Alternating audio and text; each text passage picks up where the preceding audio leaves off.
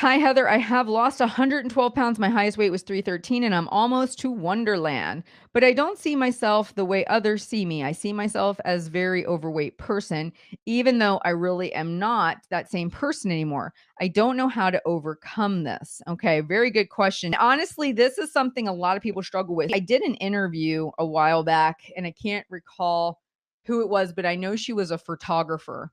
And what she encouraged uh, us to think about doing, and I loved it. It was to take a picture of you when you were at your heaviest or wherever you started from, and then to take a picture of you as of today. Don't look at yourself in the mirror or compare yourself to others in a photo. Take your original photo versus your now photo and lay them side by side. That is going to help you make a better connection in your brain that you have lost all this weight. Okay, number one. Number two, you have to remember that your view of your body is, and I don't mean flawed in the sense that you're flawed, but your view of your body is flawed. So whenever we see our own body, we only see, it's like our eyes have a special goggle lens on it, if you will. We scan and we find the things we don't like. So we don't see our own body the same way that we see other people's body. You could see another woman who weighs the exact same amount as you and think, "Oh, she looks fabulous and she weighs the exact same amount as you, and you guys look pretty much identical," but you don't see it for yourself on yourself. So when you do the side by side picture comparison, that's to give you an appreciation for how far you've come. The second thing I used to tell myself is my view of my body is flawed. I cannot trust my own vision of my body. So, what I had to start to do is work on body gratitude, because the truth is, when it comes to our vision of our body, we are can be very cruel and very noticing of everything that we see as being wrong. And it's not a very fair thing because, again, you have all these years of judgment built up. And this is also why I say no matter how much weight you lose, I have a client right now who wants to lose about 30 pounds and she wants to get down to what would be her lowest weight that she's ever been. And I told her that's nothing wrong with that.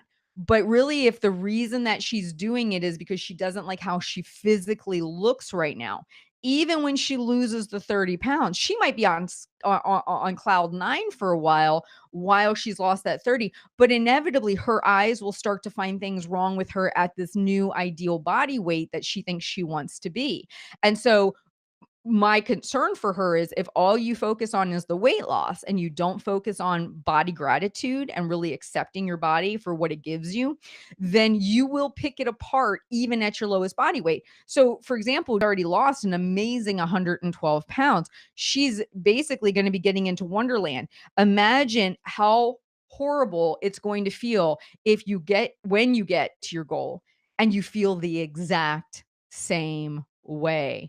This is big important. You can ride the wave of the weight loss and say, when I get to my goal, I will then be happy. I will like my body. All will be well.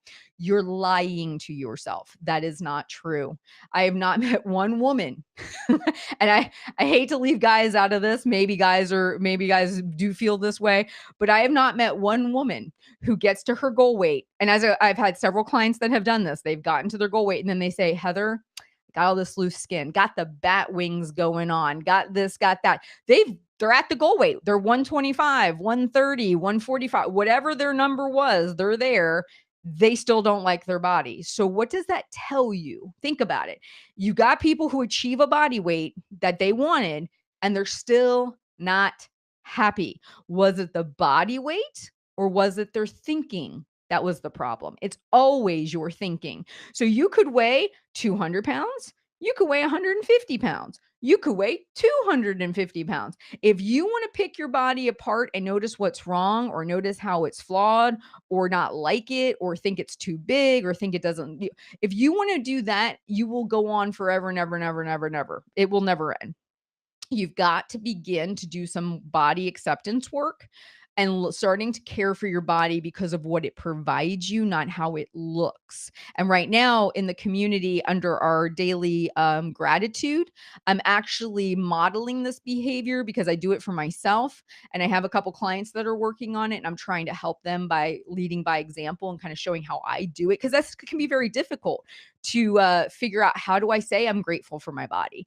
And I don't think it has anything to do with how it looks. It's all about its functionality. So I started that today. I'm going to be doing it every single day where I focus on body gratitude as opposed to just general gratitude. But that's something that I would encourage everyone to work on.